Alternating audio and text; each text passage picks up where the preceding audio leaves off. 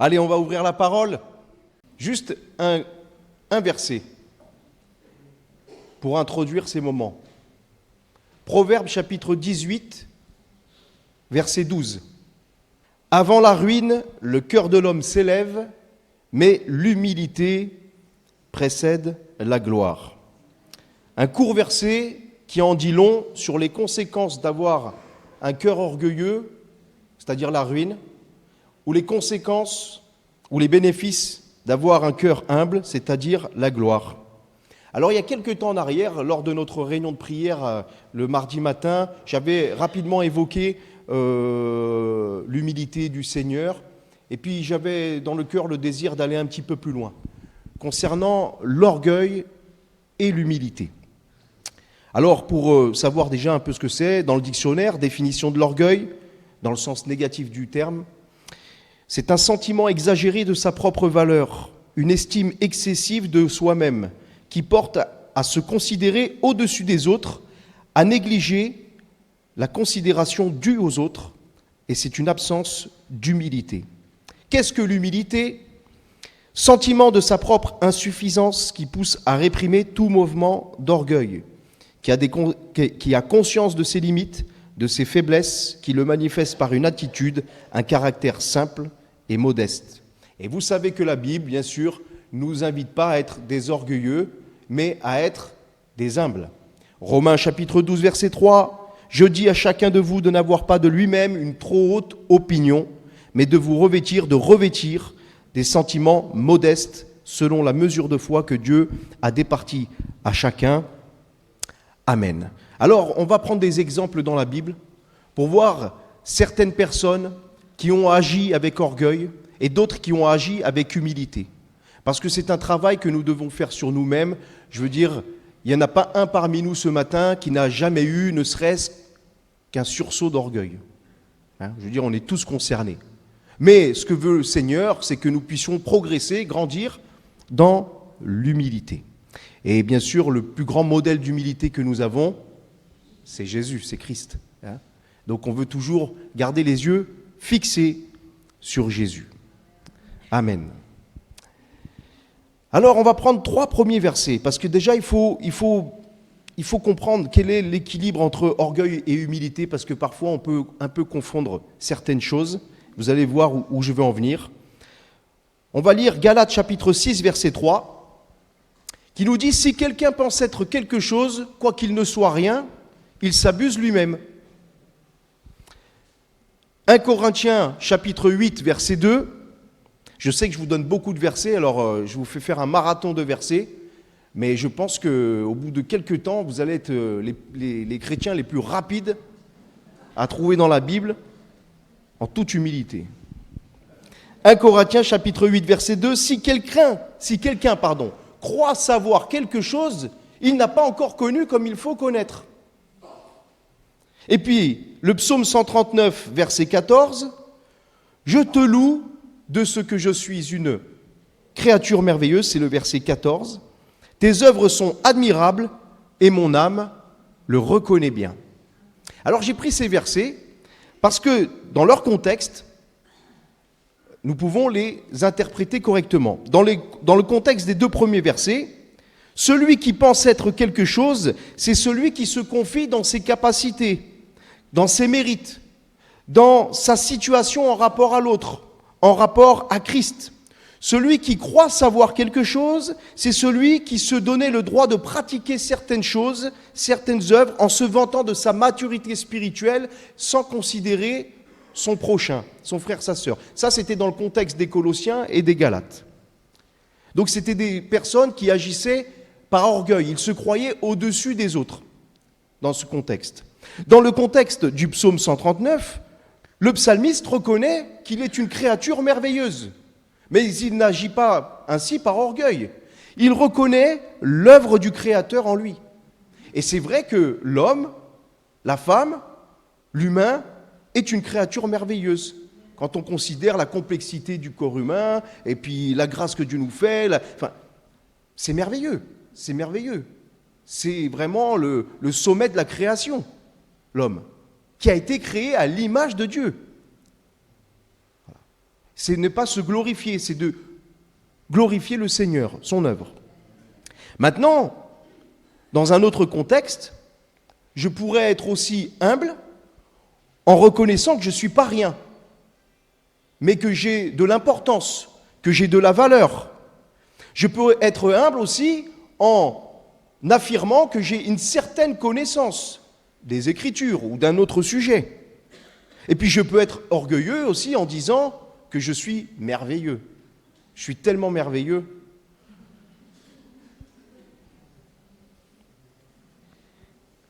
Un exemple. Vous avez du prix aux yeux de Dieu, puisqu'il a donné son Fils pour chacun de vous. C'est bien que vous avez une valeur. Ce n'est pas être orgueilleux de dire cela. Oui. Si vous êtes un théologien ou un médecin qui avait 7 années d'études, vous avez plus de connaissances que celui qui n'a jamais étudié la théologie ou la médecine. Ce n'est pas orgueilleux de dire ça, c'est juste. Ce n'est pas forcément faire preuve d'humilité que de se dévaloriser, que de se rabaisser tout le temps.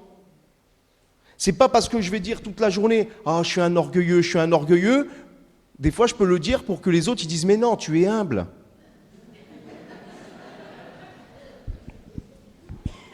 Ou se flageller à coups d'invectives. « Ah, je suis un nul, je ne sers à rien, de toute façon, je suis mauvais. » C'est pas forcément être humble, ça. Hein? Pas forcément. Des fois, on le fait pour que les autres nous disent « Mais non, t'es génial. Attends, si t'étais pas là. » Mais non, mais oui, c'est comme ça, des fois. Alors, ce n'est pas toujours le cas. Il y a des personnes, malheureusement, qui se rabaissent parce qu'elles ont perdu confiance, parce qu'elles ont eu aussi des séquelles. Depuis tout petit, on leur a dit « t'es nul, t'es mauvais », et ils l'ont gardé en tête. Alors regarde à Jésus, qui t'aime et qui a donné sa vie pour toi, et comprends que tu es important aux yeux de Dieu. On peut parfois aussi faire preuve de fausse modestie devant les hommes. Ouais, où on peut dire « oh, mais non, je ne suis pas si bon que ça, oh, je ne connais pas trop ». Vous voyez ? Et en n'en croyant pas un seul instant de nos paroles. Et puis on peut avoir de l'estime pour soi-même aussi. Une estime en Christ, ce que nous sommes en Christ. Ce n'est pas être orgueilleux que de dire « je suis une créature merveilleuse en Christ », avec la même attitude que le psalmiste. Ne sous-estimons jamais l'œuvre de Christ en nous. C'est merveilleux ce qu'a fait le Seigneur. Il s'est donné au prix de son sang et c'est précieux. Donc oui, je peux dire « Seigneur, tu m'aimes », comme nous l'avons chanté. « Oui, Seigneur, j'ai du prix à tes yeux. Oui, Seigneur, je sais que je suis important pour toi. J'ai de l'importance pour Dieu. » L'orgueil, en fait, c'est d'avoir une trop haute opinion de soi-même. Et l'humilité, c'est de savoir reconnaître et de s'estimer à sa juste valeur en Christ. Vous voyez l'équilibre ? C'est-à-dire, oui, je suis pécheur, mais je suis un pécheur sauvé par grâce. Oui, je suis pécheur, mais je suis saint en Jésus-Christ, par son sang. Oui, je suis indigne, je ne mérite rien, mais Dieu m'a rendu digne en offrant son Fils pour moi. Oui, je suis faible, mais Dieu me rend fort en Christ. Oui, j'étais perdu, mais aujourd'hui je suis vainqueur et même plus que vainqueur. C'est toi qui le dis, Seigneur. Oui, j'étais condamné, mais je suis justifié. Je suis juste devant Dieu. Non pas par mes mérites, mais à cause de ceux de Christ, ceux qui m'a acquis à la croix. C'est ça aussi l'humilité. C'est savoir estimer au juste prix. Comme la valeur d'un bijou. Un bijou, eh bien, le bijoutier, il l'estime à sa juste valeur. Une bague en or, je ne sais pas combien de carats, il ne va pas vous la vendre le même prix qu'une bague qu'on a dans les tirettes là, avec les... Hein ? 1 euro, c'est normal. Ou alors vous avez fait une super affaire, mais vous comprenez ? S'estimer à notre juste valeur, pas avoir une trop haute opinion, ni une trop basse, être humble. L'humilité, l'orgueil, l'humilité, c'est avant tout une attitude de cœur. Ça se produit d'abord dans le cœur. Là, vous voyez, c'est pas forcément la façade, l'apparence d'humilité qui fait qu'on soit humble. Exemple, Colossiens chapitre 2, versets 18 à 19. qu'aucun homme, sous une apparence d'humilité et par un culte des anges, ne vous ravisse à son gré le prix de la course, tandis qu'il s'abandonne à ses visions et qu'il est enflé d'un vain orgueil par ses pensées charnelles, sans s'attacher au chef, dont tout le corps assisté et solidement assemblé par des jointures et des liens, tire l'accroissement que Dieu donne. Dans l'église de Colosse, apparemment, il y avait quelques personnages qui avaient un problème.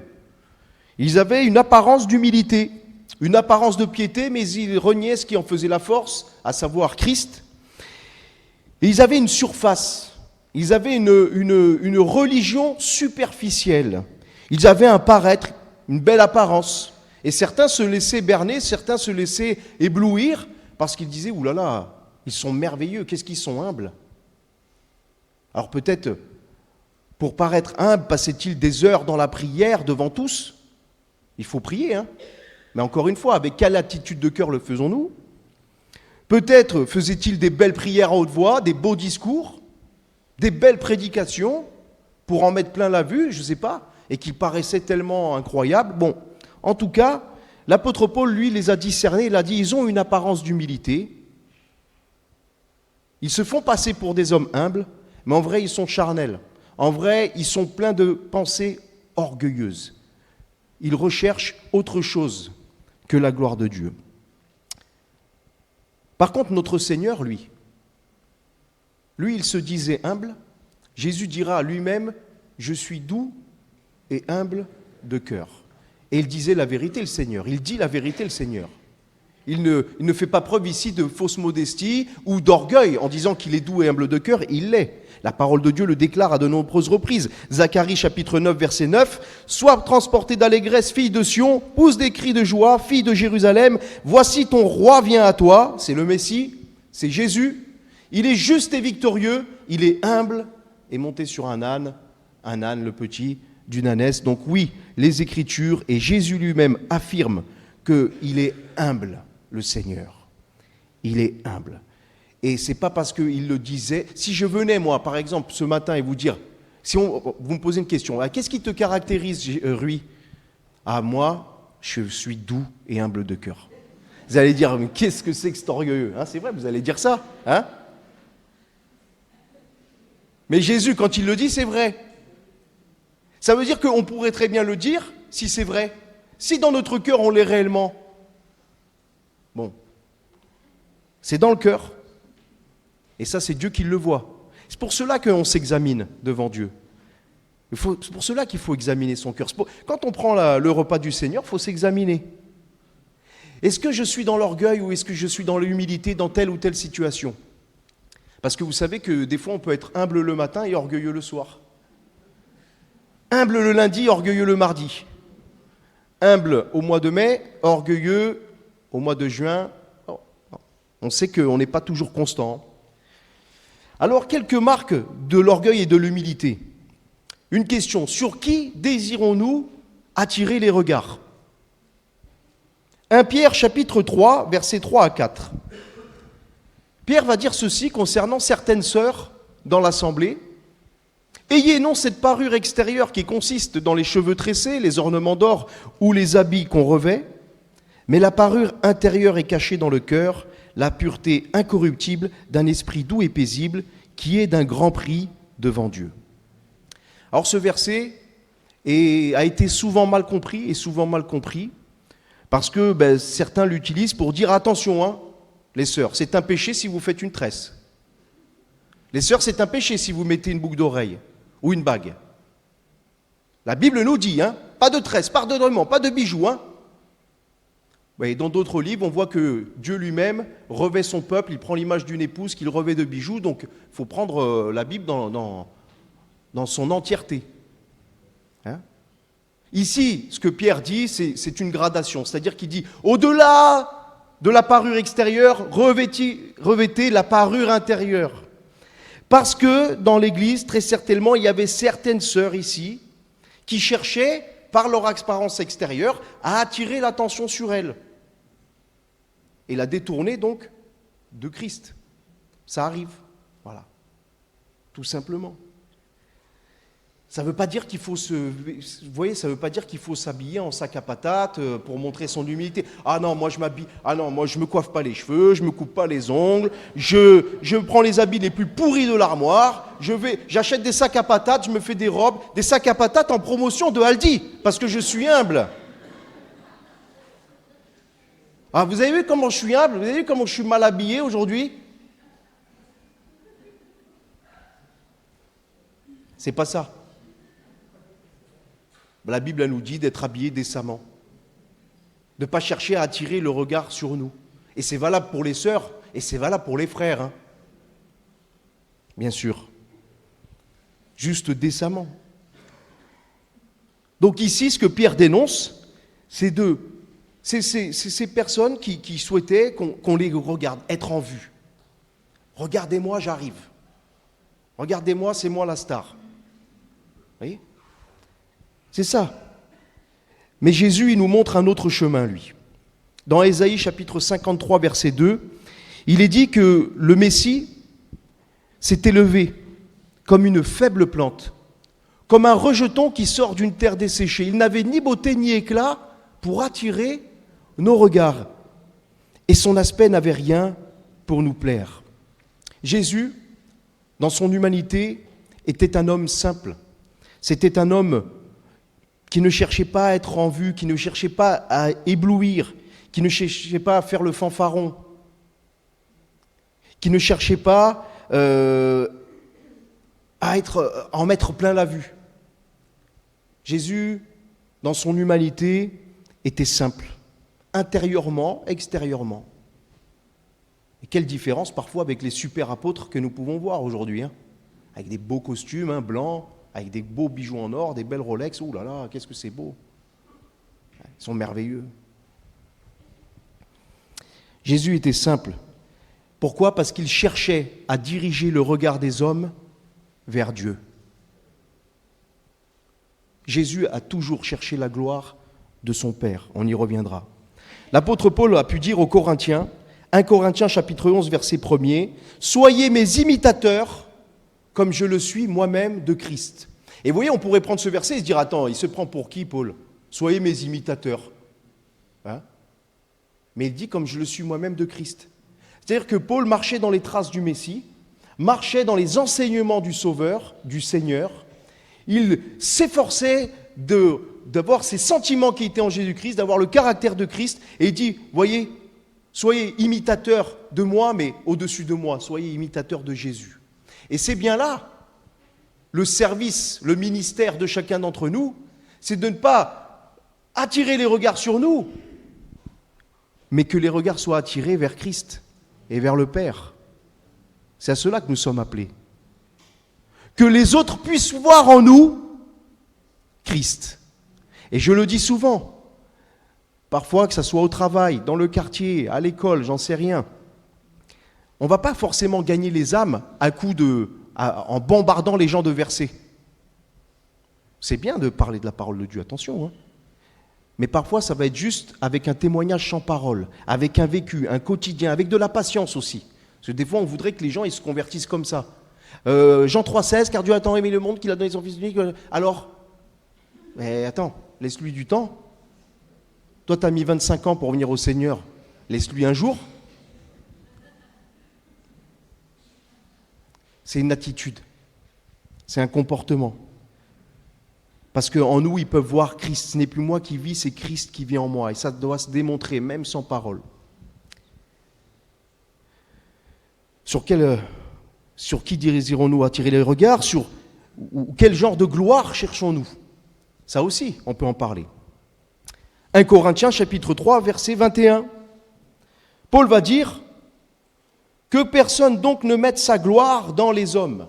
Ah, ici, il y avait un cas particulier, parce qu'il y avait des cas particuliers, hein, parce que dans les églises, il y a des cas, que ce soit à Galates, que ce soit les Galates, que ce soit les Corinthiens, les Colossiens, les Éphésiens, ou Carcassonne ou autres. Hein. Voilà, il y a des choses, c'est normal. Le Seigneur nous change, nous transforme, on doit aussi travailler à notre sanctification, etc., à notre caractère, tout cela. Et donc, il va leur dire que personne ne mette sa gloire dans des hommes, Parce que parmi les Corinthiens, certains se vantaient, par exemple, d'avoir été baptisés par Pierre, l'autre par un tel, l'autre par un tel. Vous voyez ? Donc, en fonction du disciple qu'ils avaient été, ou de la personne qu'ils avaient côtoyée, ou de l'homme qui les avait baptisés, ou je ne sais pas, ils se sentaient supérieurs. Comme s'ils avaient plus d'importance. Ils s'appuient sur le ministère de l'un, ils s'appuient sur l'homme. Et souvent, on projette sur l'autre ce qu'on voudrait être soi-même. C'est-à-dire que lorsque les chrétiens commencent à glorifier un homme et avoir pour modèle un homme et ils voudraient avoir la renommée, les choses de cet homme ou je ne sais pas quoi, quelque part c'est qu'ils aimeraient bien avoir la même. Moi je me souviens d'un chantre, dans son témoignage, il pouvait dire « Un jour j'ai entendu tel chanteur chrétien et j'ai dit je veux être comme lui. Je veux remplir des salles de concert comme lui. » Eh ouais, c'était ça ton objectif ? J'ai pas entendu chanter les louanges à la gloire de Dieu là. J'ai entendu que tu voulais être comme une star chrétienne. Pas bon objectif ça, hein ? Pas bonne motivation. En fait, tu cherches la gloire des hommes. Tu cherches la louange d'un homme. Vous savez, on en parlait il n'y a pas longtemps, mais des fois les gens ils se bousculent pour toucher quelqu'un comme si c'était Jésus. Moi, je me souviens, il y a quelques années en arrière, Nicky Cruz, il était venu à Montpellier. Oh, Nicky Cruz, bon, Nicky Cruz, ok, beau témoignage, mais ça reste un homme. Hein. Alors les gens, ils se bousculaient à la porte, ils voulaient des autographes de Nicky Cruz, ils voulaient presque toucher le bord du vêtement de Nicky Cruz. Ou quand il y avait eu ce réveil là à Asbury, vous vous souvenez peut-être de ça, il y a quelques années en arrière, où il y a un groupe qui a prié là dans une ville, ou dans une, je crois que c'était dans une faculté ou je ne sais plus. Hein, c'est ça ? C'était où ? Une université. Merci. Et ils ont prié, puis bon, ils ont continué à prier, et puis ils ont prié un jour, 2 jours, plusieurs jours. Merveilleux, merci Seigneur. Et les gens, ils ont commencé à prendre des billets d'avion pour aller à Asbury. Oh, le réveil, c'est là-bas, on va tous. Ils commençaient à faire la file d'attente. Mais le réveil, il commence dans ton cœur. Hein. Le réveil, il commence dans le secret de ta chambre. Oui, c'est pas la peine d'économiser un billet d'avion. Non, mais c'est pour vous dire comment l'être humain peut rechercher, pour dire « j'y étais ». Moi, j'étais là-bas. Ou alors, j'ai entendu aussi, les gens, ils se sont fait baptiser par pasteur un tel qu'on ne connaît pas, dans un baptistère simple, quelconque. Mais il dit « moi, je vais me faire rebaptiser dans les eaux du Jourdain ». Parce que tu comprends quand même, si je me fais baptiser dans les eaux du Jourdain, mon baptême, il a plus de valeur. Ok. On pourrait en faire des exemples comme ça. Mais même des fois dans nos prières. Vous savez, des fois on prie, et c'est bien, on peut prier pour le réveil de notre église, on peut prier pour le réveil personnel, on peut prier pour que le Seigneur ajoute des âmes à l'église. C'est une bonne chose. Le problème n'est pas dans la prière, le problème il est dans la motivation de cœur. Parce que des fois on dit « Seigneur, accomplis des miracles, que tous voient que tu es vivant dans l'église et que des âmes viennent à toi et qu'on puisse dire que je fais partie de l'église de Carcassonne où on est 450 et qu'il y a eu un réveil. » Ça on ne le dit pas dans la prière. Des fois c'est comme ça. Ça peut être comme ça. Je ne dis pas que c'est toujours comme ça. Mais ça peut l'être. Et ça encore, ça vient du cœur. Vous voyez ? Des fois on peut faire des prières comme ça. On veut qu'il y ait du monde qui vienne dans l'église. Mais ce n'est pas tellement parce qu'on a vraiment l'amour des âmes. Ça peut être parce qu'on voudrait bien qu'on dise dans l'église, il y a eu quand même un réveil là, et j'y étais, monsieur. Je faisais partie de cette église. Eh oui, c'est comme ça. Des fois, on s'enorgueillit pour des choses. Hein. Je connaissais un frère aussi qui pouvait me dire, moi, j'ai été à l'école de David Wilkerson et de Aimé Cizeron, monsieur. Ouh là là. Pardon, excusez-moi. Tu es incroyable. 1 Corinthiens chapitre 4, verset 1 à 2, qu'on nous regarde comme des serviteurs de Christ, des dispensateurs des mystères de Dieu. Du reste, ce qu'on demande des dispensateurs, c'est que chacun soit trouvé fidèle. Vous voyez, ça c'est important. Je le disais récemment, parfois on attribue à un homme, à un pasteur, à un prédicateur, le succès. Mais le succès, c'est le Saint-Esprit qui le donne. Et même s'il n'y a pas de succès, quand je dis succès, comprenez-moi, C'est-à-dire que des fois, on va dire, ah bah avec ce pasteur, il y a eu 20 baptêmes, et puis il y a eu ceci, et puis il y a eu cela. Et l'autre, il est arrivé là, bon, il prêchait la parole, mais pas de baptême, personne. Ça fait 40 ans on est dans l'église, ça fait 40 ans on est 30. Il n'a pas l'onction. Il n'a pas l'onction, ce pasteur. Mais on ne mesure pas la fidélité d'un ministère au résultat. Le résultat, c'est Dieu qui le donne. Il y en a un qui sème, il y en a un qui récolte, et celui qui fait croître, c'est le Seigneur. D'ailleurs, si on devait mesurer l'efficacité d'un ministère selon le résultat, alors Jérémie, il n'avait pas l'onction. Jésus n'avait pas l'onction, Jésus. Hein? Parce que rappelez-vous, il a prêché quand même la parole à 6 000 hommes, sans compter les femmes et les enfants, et sur les 6 000, il en est resté 12. Vous imaginez ? Si vous aviez un pasteur, il reprend une église de 6 000 et d'un coup il se retrouve à 12, ils vont dire mais qu'est-ce que c'est ça ? Virez-le ! Eh oui, c'est pas la gloire, c'est pas le succès, que chacun d'entre nous soit trouvé fidèle. Ne cherchons pas les titres, ne cherchons pas les honneurs. Je me souviens d'un témoignage aussi d'un frère qui me racontait, c'était un pasteur en formation. Alors il était pasteur en formation. Et puis le jour où il a été reconnu pasteur, il est retourné dans son église locale. Et ce frère qui était un ami à lui, il dit « Alors, félicitations, hein, que Dieu te bénisse !» Il fait « Non, maintenant que je suis pasteur, tu vas me vouvoyer. »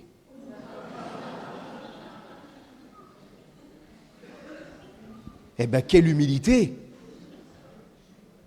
Eh bien, tu ne vas pas durer longtemps, toi. Matthieu chapitre 23, versets 6 à 8. Ils aiment la première place dans les festins, les premiers sièges dans les synagogues. Donc il est question de gens qui sont religieux là. Hein. Ils aiment être salués dans les places publiques, être appelés par les hommes, Rabbi, Rabbi. Mais ne vous faites pas appeler Rabbi, car un seul est votre maître et vous êtes tous frères. Quand Jésus il dit ça ne veut pas dire qu'il ne faut pas appeler quelqu'un, par exemple, il dit, ça ne veut pas dire que tu dis, tiens, je ne vais pas appeler lui, c'est mon père spirituel, que c'est un péché. C'est pas ça. Il dit, mais ne cherchez pas la gloire, ne cherchez pas les titres. On le voit trop, ça, en ce moment. Je vous dis, c'est à la mode. C'est trop à la mode aujourd'hui. On veut inviter le prophète, on veut inviter l'apôtre, on veut inviter ceci, on veut inviter le diacre, la diaconesse, le chantre de l'État. On veut des titres. Tous les hommes de Dieu qui ont rempli un ministère, ne serait-ce que par exemple d'apôtre, vous ne les avez jamais entendus dire et revendiquer le titre d'apôtre. Et je peux vous en donner des exemples très récents. Hein. Tiens, on parlait d'Aimé Césaire, Aimé Cizeron, Aimé Césaire. Ben, c'était un apôtre. Hein. Il a rempli un ministère d'apôtre à l'île de la Réunion. Il y a des Réunionnais là ce matin ? Il n'y en a pas ? Ah, il y en a 2 là-bas. C'est vrai ce que je dis ou pas ? Ben, de toute façon, vous avez intérêt, hein. Vous n'allez pas me contredire, c'est filmé là. Mais oui, c'est vrai, je le sais. Clément Le Cossec. Ah, il y a des frères et sœurs qui sortent de Vie et Lumière là, qui sont à Vie et Lumière, qui vient, la communauté. Ah, Clément Le Cossec, vous connaissez, hein ? Eh oui, il a été au démarrage avec les pasteurs Paillon et autres. Mais c'était un apôtre. Et il n'a jamais dit, appelez-moi apôtre, monsieur Le Cossec. Non, jamais. Donc vous voyez, ce n'est pas les titres. Jean chapitre 8, verset 50, Jésus va dire « Je ne cherche point ma gloire ». Il en est un qui la cherche et qui juge. C'est Jésus qui dit ça, il dit « Je ne cherche pas ma gloire, je cherche la gloire de mon Père. Et mon Père me glorifie, mon Père me glorifiera ». C'est la gloire de Dieu que nous devons chercher. C'est ça un cœur humble. C'est un cœur qui se détourne d'aspirations personnelles, d'une gloire, d'une louange humaine, charnelle, vaine, inutile. Galates chapitre 1er verset 10. Maintenant, est-ce la faveur des hommes que je désire ou celle de Dieu ? Est-ce que je cherche à plaire aux hommes ? Ah, si je plaisais encore aux hommes, je ne serais pas serviteur de Christ. Quand on veut trop faire plaisir aux autres, au monde, aux hommes, on ne veut pas prendre position pour que finalement on ne nous dise pas qu'on est trop dur, qu'on est trop légaliste, qu'on est trop sectaire, qu'on est trop ceci, bien parfois c'est parce qu'on a envie qu'ils disent du bien de nous. Pas toujours, mais parfois. Parfois on a envie d'entendre des bonnes choses sur nous. Du moins quand on n'a pas le dos tourné. Eh oui. L'humilité, ce n'est pas de s'appuyer sur la gloire d'un homme, ni de rechercher la louange ou la gloire des hommes, mais de poursuivre la gloire de Christ, la gloire du Père. D'ailleurs, j'en parlais il n'y a pas longtemps dans une prédication. Regardez le Saint-Esprit, le ministère du Saint-Esprit, c'est d'amener les hommes, les chrétiens, le peuple de Dieu à adorer Christ, à adorer le Père. Donc quelqu'un qui est rempli de l'Esprit, il sera rempli des mêmes attitudes, du même caractère de Christ, de chercher la gloire de son Dieu. L'orgueil et l'humilité, ça peut se caractériser aussi dans notre désobéissance ou notre obéissance à la parole de Dieu. Parce que le fait de désobéir sciemment, volontairement, quelque part, ça peut aussi vouloir dire qu'on pense qu'on peut mieux conduire notre vie que Dieu ne le ferait. Alors qu'à l'inverse, obéir, s'humilier sous la main puissante de Dieu, se conformer à sa parole, laisser l'œuvre de Christ grandir en nous et conduire notre vie, notre destinée, est une marque de l'humilité. Je prends 2 exemples dans la Bible. Le premier, c'est celle du roi Saül. 1 Samuel, chapitre 9, versets 1 à 2. Et 1 Samuel, chapitre 9, versets 1 à 2. Il y avait un homme de Benjamin nommé Kis, fils d'Abiel, fils de Tséror, fils de Bécorat, fils d'Apiac, fils d'un Benjamite. C'était un homme fort et vaillant. Il avait un fils du nom de Saül, jeune et beau, plus beau qu'aucun des enfants d'Israël, et les dépassant tous de la tête. Donc on a un homme ici, Saül, un bel homme, beau, costaud, fort, et il dépasse tout le monde, donc grand. Vous voyez ? C'est comme ça, Dieu l'a fait comme ça. Soyez pas jaloux. Un peu plus loin, au verset 20 à 21, donc il avance un peu dans sa vie, puis on se souvient, il va perdre du bétail, il va perdre ses ânesses, et puis on sait que Dieu conduit toutes choses parce qu'il va l'amener jusqu'au prophète Samuel pour qu'il soit oint comme roi sur le peuple d'Israël. Et donc il va rencontrer cet homme, Samuel, ce prophète, et Samuel va lui dire « Ne t'inquiète pas des ânesses que tu as perdues il y a 3 jours, car elles sont retrouvées. Et pour qui est réservé tout ce qu'il y a de précieux en Israël? N'est-ce pas pour toi et pour toute la maison de ton père ?» Là, Samuel, il est en train de lui dire « Ça va être pour toi, tu vas être roi. » Et Saül, il va répondre « Ne suis-je pas benjamite de l'une des plus petites tribus d'Israël? Et ma famille n'est-elle pas la moindre des familles de la tribu de Benjamin? Pourquoi donc me parles-tu de la sorte ?» Il va dire « Mais je ne suis pas digne d'être le roi de ton peuple, Seigneur. » Et là, il a des sentiments humbles, Saül. Il est humble ici. Sauf que Saül, il n'a pas encore fini la course. C'est pour ça qu'il faut veiller sur notre cœur plus que toute autre chose, mes frères et sœurs, mes amis. Et mieux vaut la fin d'une chose que son commencement. Et que celui qui est debout prenne garde de ne point tomber. Saül, au bout d'un moment, il a commencé à se prendre pour quelqu'un de plus important qu'il ne l'était, à avoir une trop haute opinion de soi-même, à penser qu'il pouvait gérer sa vie comme bon l'entendait. Et puis un jour, il y a eu une guerre. C'est dans 1 Samuel chapitre 15.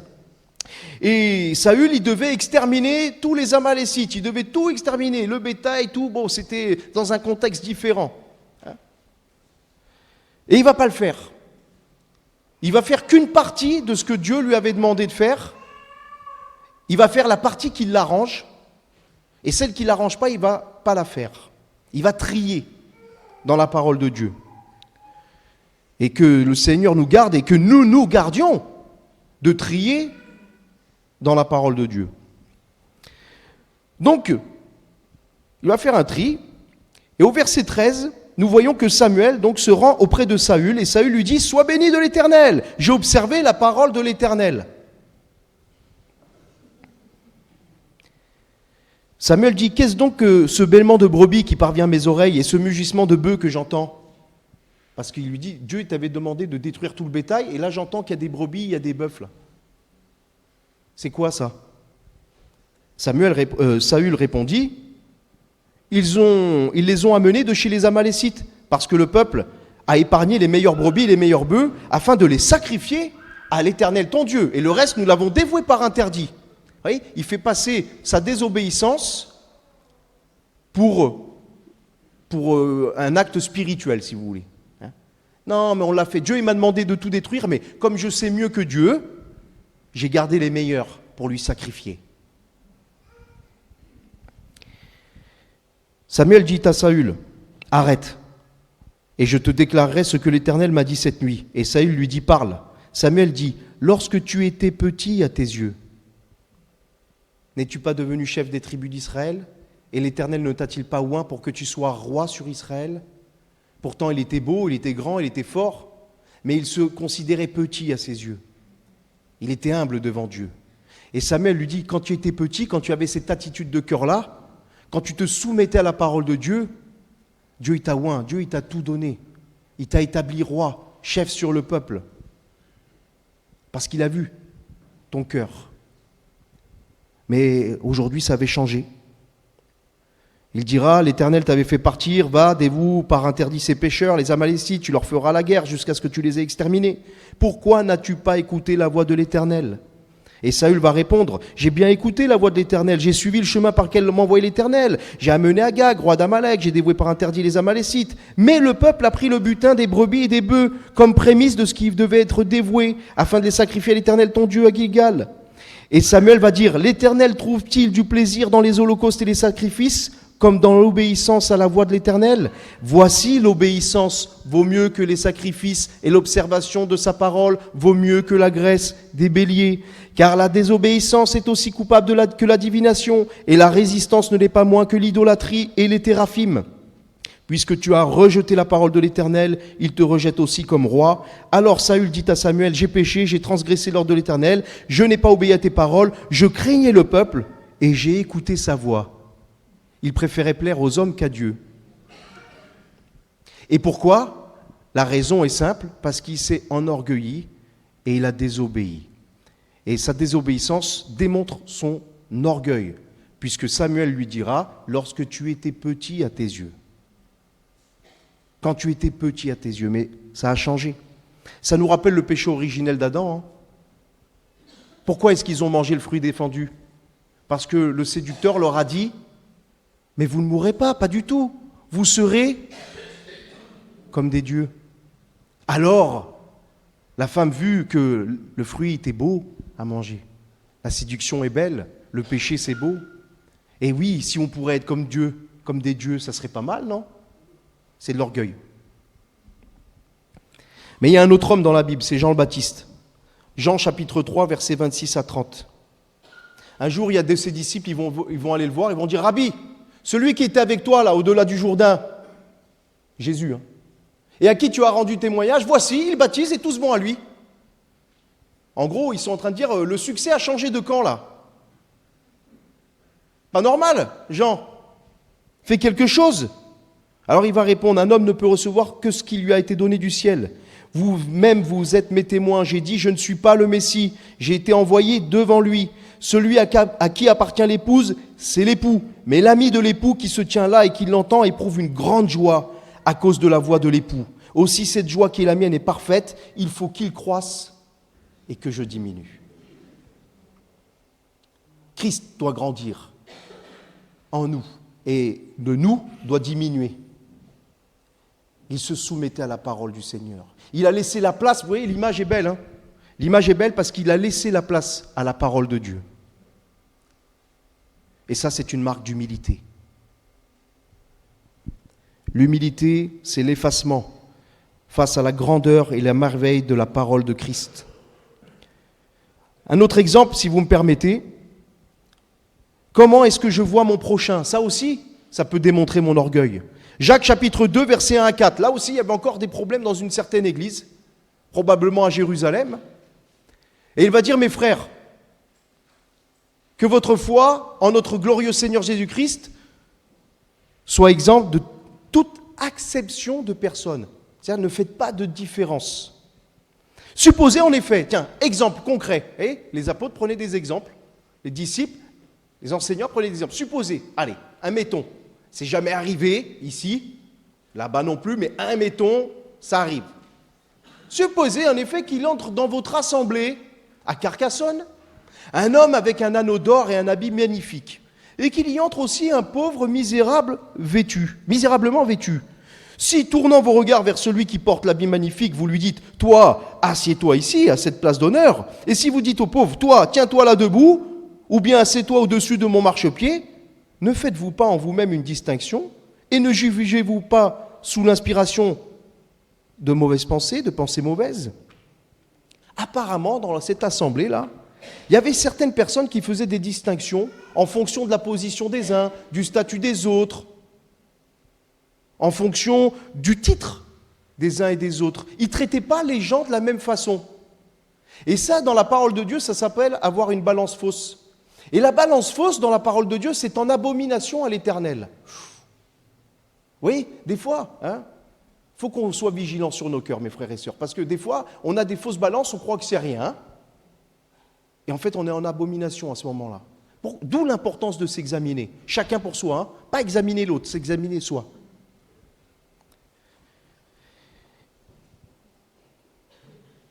Vous savez que, vous connaissez l'émission de télé, pour ceux qui regardent de temps en temps la télé,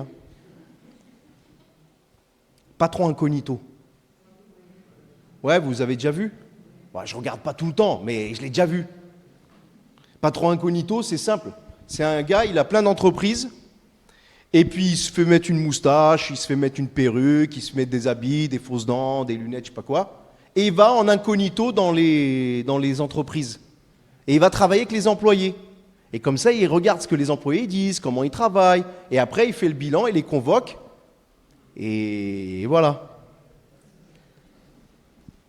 Donc, il faut être sérieux au travail.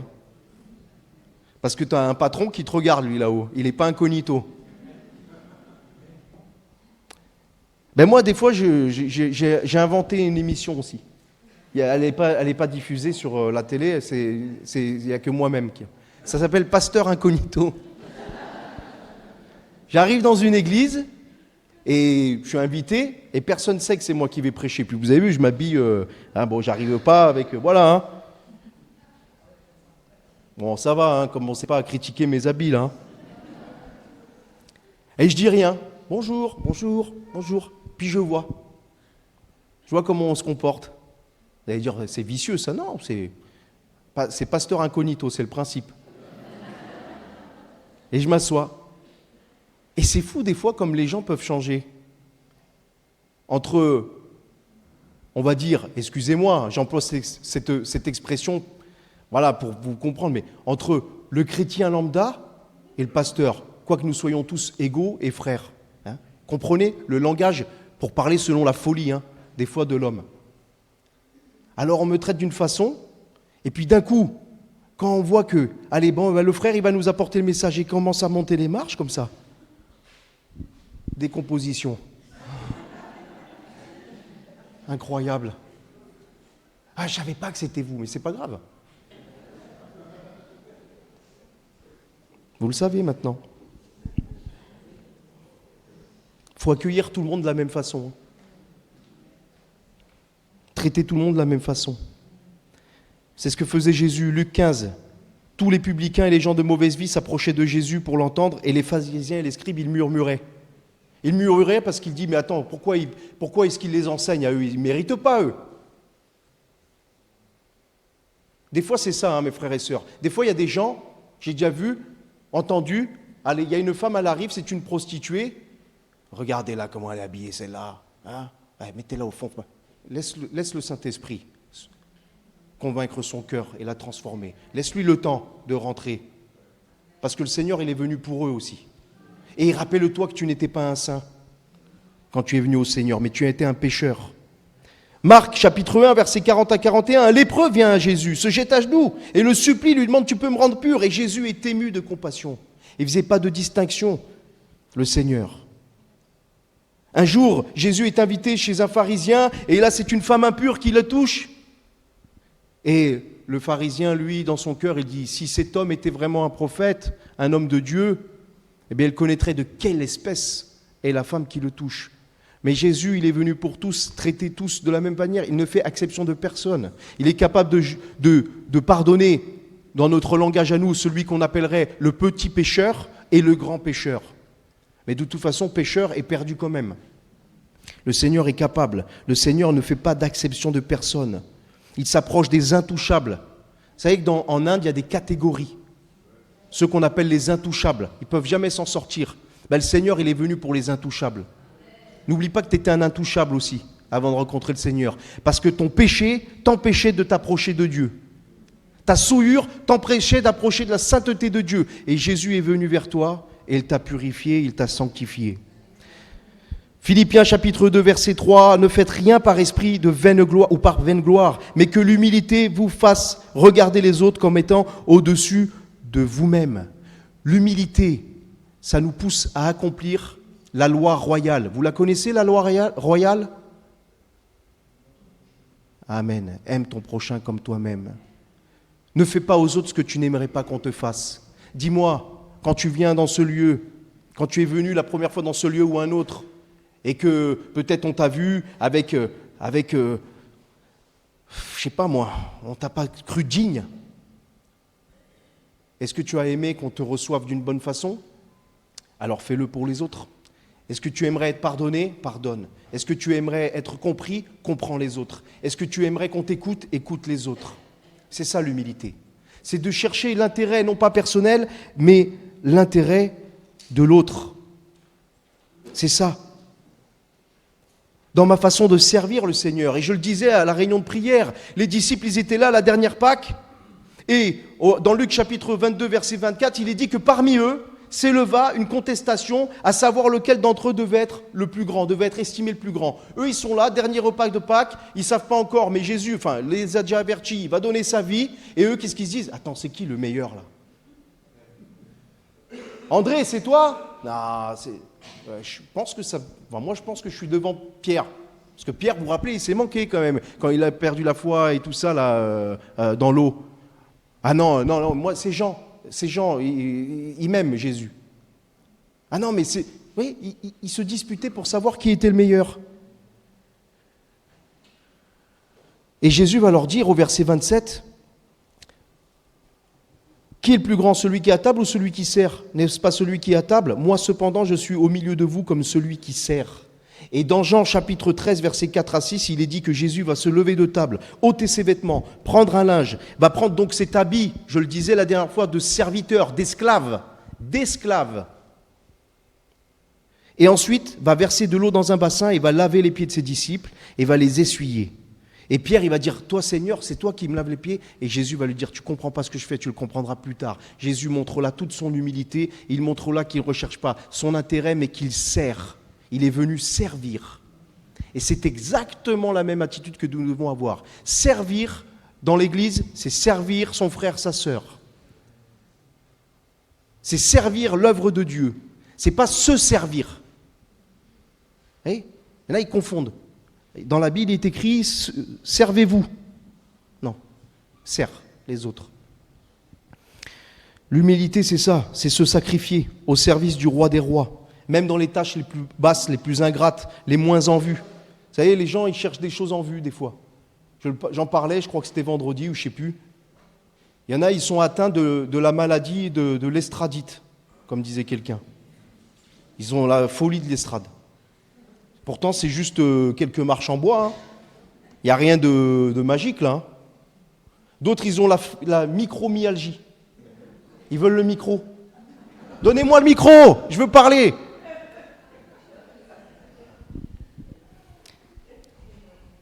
Restons humbles. Allez, je conclus et je vous libère. L'orgueil, ce n'est pas de Dieu, mes amis, mes frères et sœurs.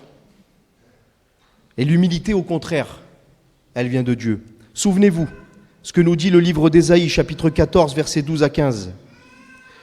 Cela concerne bien sûr un roi dans le contexte, mais concerne aussi l'adversaire, celui qu'on appelle le diable. Te voilà tombé du ciel, astre brillant, fils de l'aurore. Tu es abattu à terre, toi le vainqueur des nations. Tu disais en ton cœur, je monterai au ciel, j'élèverai mon trône au-dessus des étoiles de Dieu. Je m'assirai sur la montagne de l'assemblée, à l'extrémité du septentrion. Je monterai sur le sommet des nues, je serai semblable au Dieu très haut. Mais tu as été précipité dans le séjour des morts, dans les profondeurs de la fosse.